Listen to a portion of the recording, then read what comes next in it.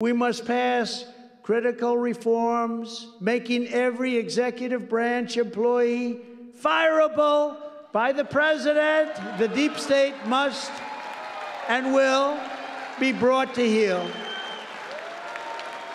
We will stop the radical Democrats from packing the Supreme Court with far-left justices. Although the way the Supreme Court is behaving, perhaps the Republicans should pack the Supreme Court. They are behaving not the way we think is appropriate for our country. As a lot of people have suggested that, but I don't think we'll do it. And we will defend the Constitution, the right to life, and the right to keep and bear arms.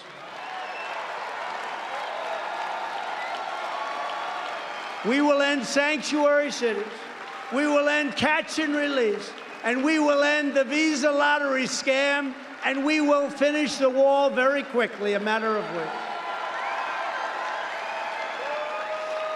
We will charge China trillions of dollars for unleashing the virus upon the world. We will place tariffs on other countries. We will do the tariffing thing. We have no choice. You know, in China, for years, they ripped off our country. They paid hundreds of billions of dollars during our time in office. They never paid 10 cents, never 10 cents, between tariffs and taxes, hundreds of billions of dollars. And, you know, we made a trade deal, and it was an incredible deal for our farmers and our manufacturers. That's why our farmers are doing so well, because China, now I understand that China, once I'm out, China's not going to adhere to the deal. They wouldn't do that with me, but they're not going to adhere. But the farmers did fantastically well. But we made incredible deals with China. We saved our steel industry because they were dumping steel all over our country. Our steel industry was going down the tubes. I've had so many people in the steel industry thank me for the job we did. We put massive tariffs on steel that they were dumping in our country. But we took in hundreds of billions of dollars from China. Nobody else took in 10 cents over many, many years. And I'm very proud of it. And China respected us. And then, of course, when COVID or the China virus came in, we had to deal a lot differently. But we're very proud of the job we did. We did something that I don't think anybody else could have done. And I want to thank certain governors did a very good job. Certain Republican governors did a very good job.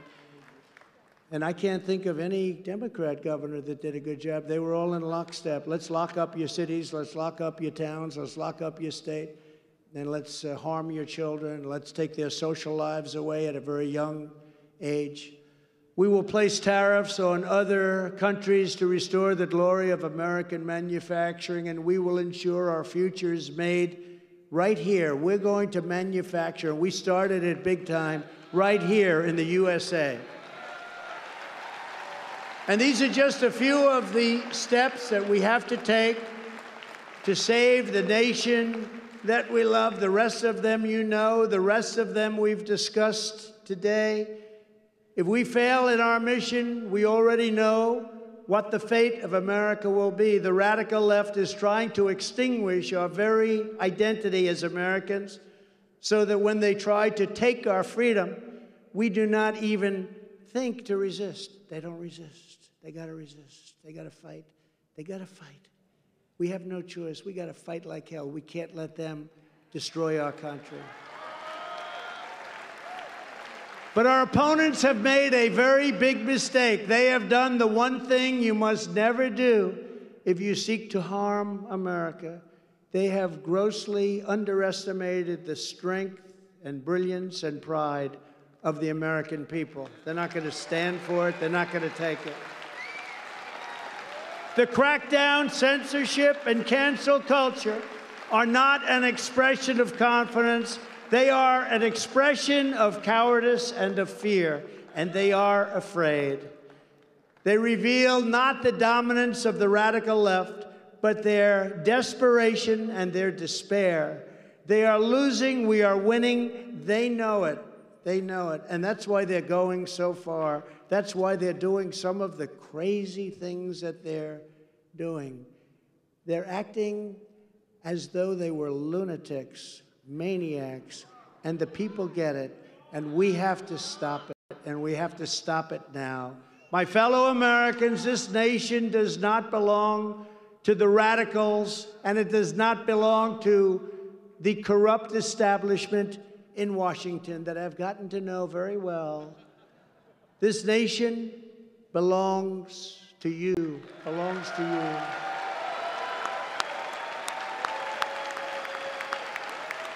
It was patriots like you that built this country, and it's patriots like you that are going to save our country. So to all of those who think that they can coerce and subjugate the citizens of this land, hear these words from me tonight. The people of America will not surrender our borders. We will not surrender our culture. We will not surrender our faith. We will not surrender our values. We will not surrender our history. We will not surrender our liberty. And above all, we will not surrender our children to the small band of bullies and extremists who want to tell everyone else what to do.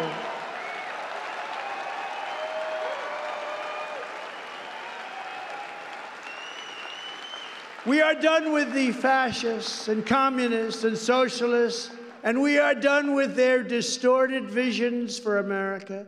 It's time to start talking about greatness for our country again. We want our country to be great again. We want our country to be respected again. We are a laughingstock all over the world today. 1 year ago, we were respected like never before. We are a laughingstock. In summation and in closing, as your president, I instituted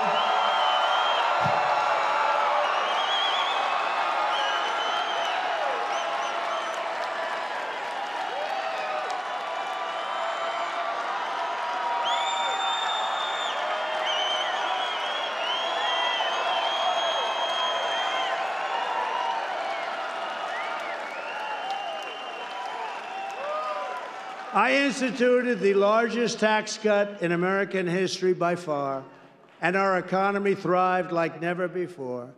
As your president, I eliminated more burdensome regulations than any other president in history by far. As your president, I proudly protected our Constitution and the First and Second Amendment.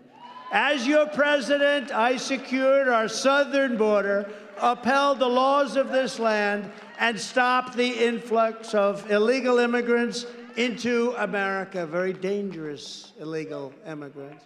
I instituted the Remain in Mexico policy. We don't want you here. You have to remain in Mexico. And Mexico agreed with us. Someday I'll tell you that story. Built over 500 miles of border wall and ended the insanity of catch and release. As your president, I made America energy independent for the first time in 72 years. When I left office, America was a net exporter of energy for the first time in our country's history. As your president, I negotiated free and fair trade deals with Canada, Mexico, Japan, all over Europe, and China. We had the worst trade deals ever, and we turned them into some of the greatest trade deals ever made. I'm the only president in history to stand up to China and their one-sided and unfair trade practices, and I taxed them and I tariffed them beyond any levels that anybody thought was possible. And you know what?